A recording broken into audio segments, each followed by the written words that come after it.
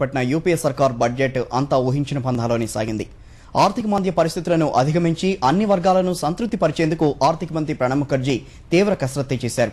పేద, మధ్యతరగతి, రైతులు, ఉద్యోగులు, పారిశ్రామిక వర్గాలు ఇలా అందరినీ ఆకట్టుకునేందుకు ప్రయత్నించారు. పేదలకు ఆహార భద్రత కల్పిస్తూ కొత్త పథకాన్ని ప్రకటించిన ఆర్థిక మంత్రి రైతులకు కొత్త రుణ పథకాన్ని బహుమతిగా ఇచ్చారు. యూపీఏ సర్కార్ ప్రతిష్టాత్మక పథకాలకు పెద్దపీట వేసిన ప్రణబ్ గ్రామీణ ఉపాధి హామీ పథకాన్ని మరింత విస్తరించారు. మౌలిక సదుపాయాల అభివృద్ధితో ఆర్థిక వ్యవస్థలో కొత్త ఉత్సాహాన్ని నింపే ప్రయత్నం చేశారు. ఆదాయ పన్ను మినహాయింపు పరిమితిని స్వల్పంగా పెంచిన ఆర్థిక మంత్రి ఉద్యోగులను ఆకర్షించే ప్రయత్నం చేశారు.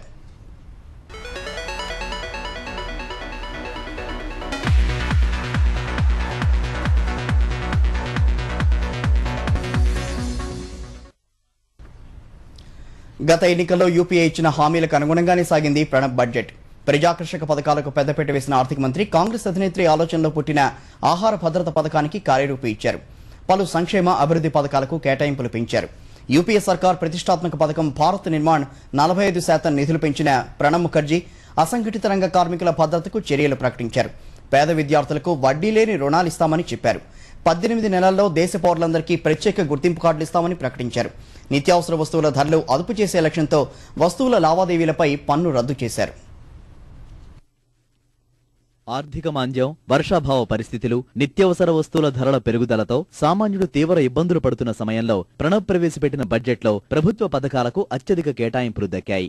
ఒక్కో పథకానికి భారీ స్థాయిలో కేటాయింపులు పెంచిన ప్రణబ్ ఆమ్ ఆద్మీని ఆనందపెట్టే ప్రయత్నం చేశారు. ప్రజాకర్షక పథకాలను కొనసాగిస్తూనే కొత్త పథకాలను ప్రవేశపెట్టారు. దారిద్ర్య రేఖకు దిగువనున్న వారికి ఆహార భద్రత కల్పించేందుకు కాంగ్రెస్ అధినేత్రి సోనియాగాంధీ ప్రవచించిన ఆహార భద్రతకు ప్రణబ్ హామీ ఇచ్చారు. 3 రూపాయలకే కిలో బియ్యం లేదా గోధుమలు, నెలకు 25 కేజీలు ఇచ్చేందుకు విధి విధానాలు రూపొందిస్తామని చెప్పారు.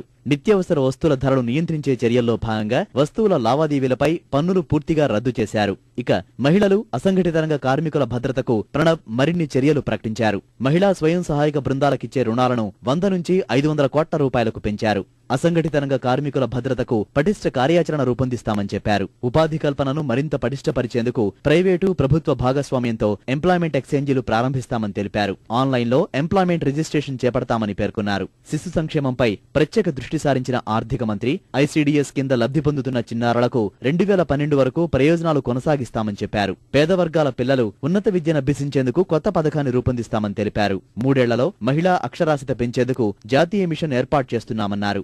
5 లక్షల మంది విద్యార్థులకు లబ్ధి చేకూర్చేందుకు పూర్తి సబ్సిడీతో కొత్త రుణ పథకాన్ని ప్రకటించారు. ప్రభుత్వ పథకాలు లక్షిత వర్గాలకు చేరేందుకు ప్రతి పౌరుడికి ప్రత్యేక గుర్తింపు కార్డుల జారీని 18 నెలల్లో పూర్తి చేస్తామని ప్రకటించారు. The work on National Food Security Act has begun in right earnest. This will ensure that every family living below poverty line in rural or urban areas will be entitled by law to 25 kgs of rice or wheat per month at ₹3 a kilo. దారిద్ర్య రేఖకు దిగువనున్న కుటుంబాలకు private ఆసుపత్రుల్లో వైద్య సేవలందించేందుకు బడ్జెట్లో 350 కోట్లు కేటాయించారు. భారత్ నిర్మాణ్ పథకానికి 45% నిధులు పెంచిన ప్రణబ్ ఇందులో మరో 6 పథకాలు ప్రవేశపెట్టారు. ఈ పథకాల ద్వారా పట్టణ, గ్రామీణ ప్రాంతాల మధ్య పెరుగుతున్న అంతరాలు దూరం చేస్తామని చెప్పారు. జవహర్లాల్ నెహ్రూ జాతీయ పట్టణ పునర్నిర్మాణ పథకానికి 12,887 కోట్ల రూపాయలు కేటాయించారు. పట్టణాల్లో పేద ప్రజలకు ఇళ్లు, ఇతర సౌకర్యాలు కల్పించేందుకు 3,973 కోట్ల రూపాయలు ఇవ్వనున్నారు. In recognition of the role of Januram, the allocation for this scheme is being stepped up by 87% to ₹12,887 crore in the current budget. To improve the lot of the urban poor, I propose to enhance the allocation for housing and provision of basic amenities to urban poor to ₹3,973 crore in the current year's budget. దేశ అంతర్గత భద్రతకు ప్రాధాన్యమిచ్చిన ప్రణబ్ ఈసారి రక్షణ రంగానికి కేటాయింపులు 34% పెంచారు. ఈ రంగానికి 1,41,703 కోట్ల రూపాయలు కేటాయించారు. జవాన్లకు కొత్త పింఛను పథకాన్ని ప్రకటించిన ఆర్థిక మంత్రి పారామిలిటరీ బలగాలకు 1,00,000 ఇళ్లు నిర్మిస్తామని చెప్పారు.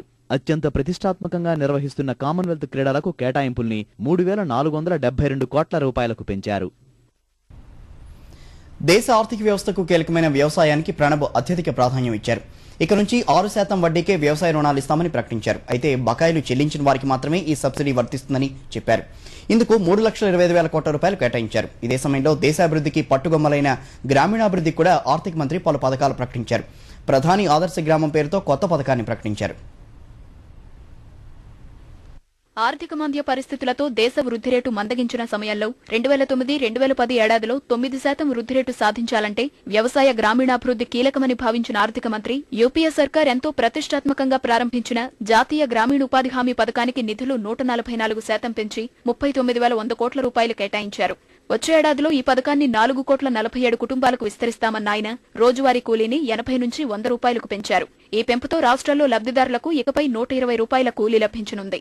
పల్లెల్లో వెలుగులు నింపేందుకు గాను గ్రామీణ విద్యుదీకరణ పథకానికి 7,000 కోట్లు కేటాయించిన ప్రణబ్ గ్రామీణ రహదారుల పథకానికి 59% నిధులు పెంచారు. ఇందుకోసం 12,000 కోట్ల రూపాయలిచ్చారు. ఇందిరా ఆవాస్ యోజన కింద ఇళ్ల నిర్మాణానికి 63% నిధులు పెంచిన ప్రణబ్ 8,800 కోట్లిచ్చారు. భారత్ నిర్మాణ పథకంలో గ్రామీణ రోడ్ల అభివృద్ధి చేపడతామని ప్రకటించిన ప్రణబ్ తాగునీటి సౌకర్యాలు, మరుగుదొడ్ల నిర్మాణానికి కూడా ఈ పథకంలో నిధులు కేటాయిస్తామని తెలిపారు. 100 కోట్ల రూపాయలతో ప్రధాని ఆదర్శ గ్రామ పథకాన్ని ప్రారంభిస్తామని ప్రకటించారు. There are about 44,000 villages in which the population of the scheduled caste is above 50%. A new scheme called Pradhan Mantri Adarsh Gram Yojana is being launched this year on a pilot basis for the integrated development of 1,000 such villages.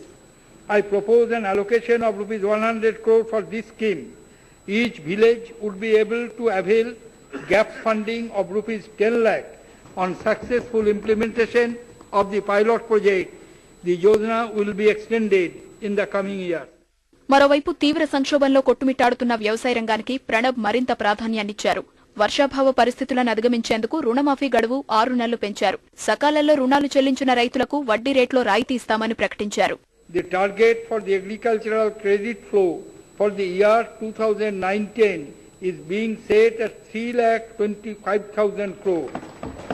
To achieve this, I propose to continue the interest subvention scheme for the short-term crop loans to farmers for loans up to rupees 3 lakh per farmer at the interest rate per annum.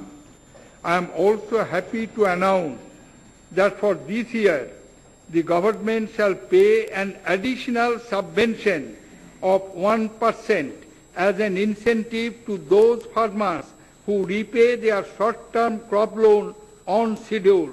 Thus, the interest rate of these farmers will come down to 6% per annum. For this, I am making an additional budget provision of rupees 411 crores. వ్యవసాయ రంగానికి అధిక నిధులు కేటాయించినప్పటికీ 4% వృద్ధి ఎలా సాధిస్తారనే అంశాన్ని వివరించలేకపోయారనే విమర్శలు వినిపిస్తున్నాయి. ప్రస్తుత వర్షాభావ పరిస్థితులను ఆర్థిక మంత్రి విస్మరించారని నిపుణులంటున్నారు. వ్యక్తిగత